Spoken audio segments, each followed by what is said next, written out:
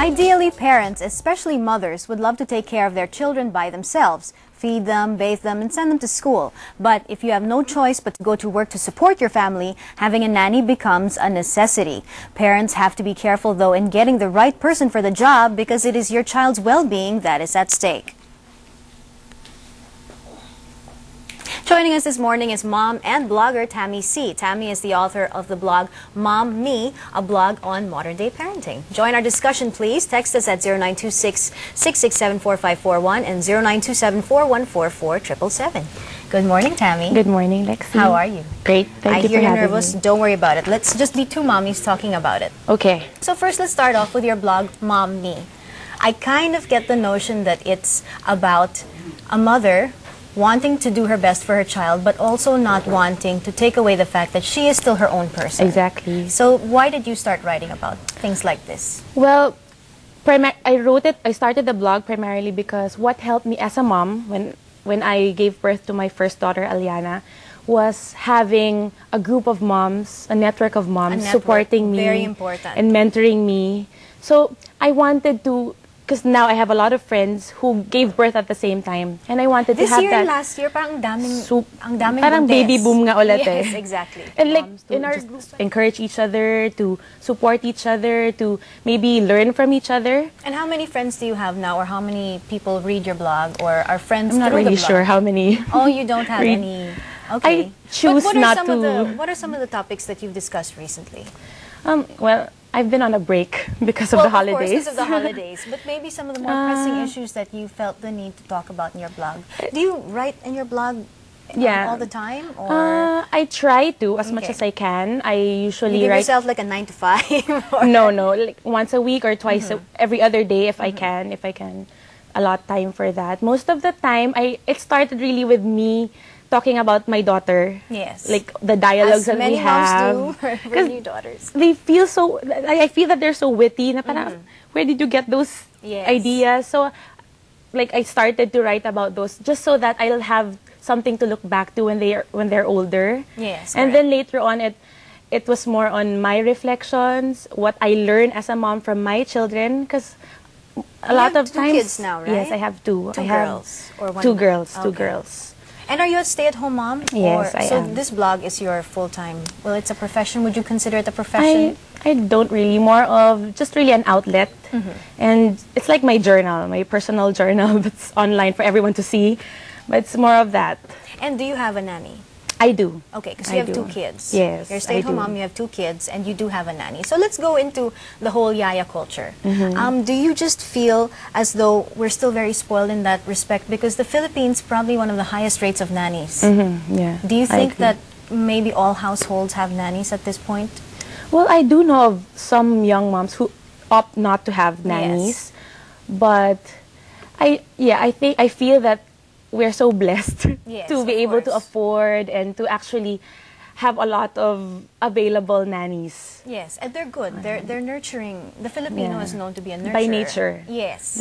Most women are just maternal by nature. For sure. Yeah, most Filipinos especially. But okay, so you're home, you're a stay-at-home mom, and yet you still have a nanny. But I guess for me, the concern is sometimes we end up being too spoiled that we don't end up doing our responsibilities as a mom, because we have someone to always fall back on. Like let's say if someone needs to be fed, but you're busy doing something else for the house, I'm sure you also take care perhaps of your accounting or other things. A household is very hard to run. Yeah. So do you feel that that's happening still? Well, that's one thing that we have to be careful of as moms once we get nannies, because a lot of times it's so easy to just slack back, diba? And just leave them with the nannies. Anyway, if someone's taking care of them, they're okay, they'll be okay. Yes. And I think that's one of the, I won't call it a disadvantage, but it's one of the things that we have to watch out for once we do get yayas, that we still have to be deliberate and remember that we are the primary caregivers. And the nannies are just there for support.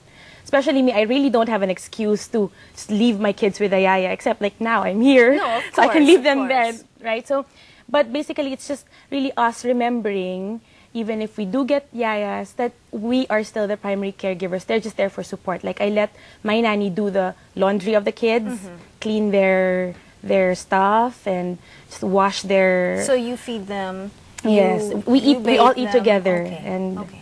yeah. Okay, so what are your pros and cons? Because I know that you did have pros and cons to nannies in your blog. So maybe we can start with the pros. Because a lot of us do need nannies. Yes. Let's say working moms especially do need people that they know they can trust. they can trust and they can rely on, because we're so far away from our kids and it's very difficult.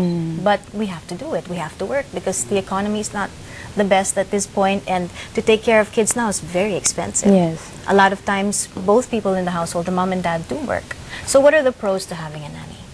Well, one of the very good thing about having a nanny, if you do, assuming that we get a good one that right we could one. really trust, is, well, we could do other things. Okay. Like I said, like I mentioned in my blog, that we should not forget who we are as moms. Like, Correct. being a mom doesn't become who we are. Yes. It's just part of who we are, and it becomes a Doesn't big part. make the whole identity of the Yes, person. we do not lose ourselves. We still have other roles to fulfill, other duties to do. So that's one of the good thing about having a yaya. Did Like, you give your blogger, or the people who read your blog, did you give them tips on what to do to take I care of haven't themselves? Yet, so, well, I have. Like, it was more on what I do, and maybe just hopefully from there they could get an idea of how they can take care of themselves. Like, also. what do you do? Let's say, I mean, you're the perfect example because you're a mom of 2 children and you want to also be your own person. So what are the things that you do for yourself apart from your kids? Well, for one, every week I go on a date with my husband. Okay, well, that's So important. That's a because sacred thing. We kind of forget the whole wife duty because it is technically still a responsibility. And it's for me, I still consider it as our top priority in terms of the roles that we fulfill. Would you put it over being a mom? Yes, I would. Okay. I feel that the greatest gift we could give our children is having a strong marriage. Okay. And it gives them that sense of security that, okay, I'll be okay because I know that my mom and dad are okay. Okay. And they see that, and they know that when my husband gets home, we have couch time, and it's just us talking. So they see us talking, and they know that they have to wait. They would have to wait.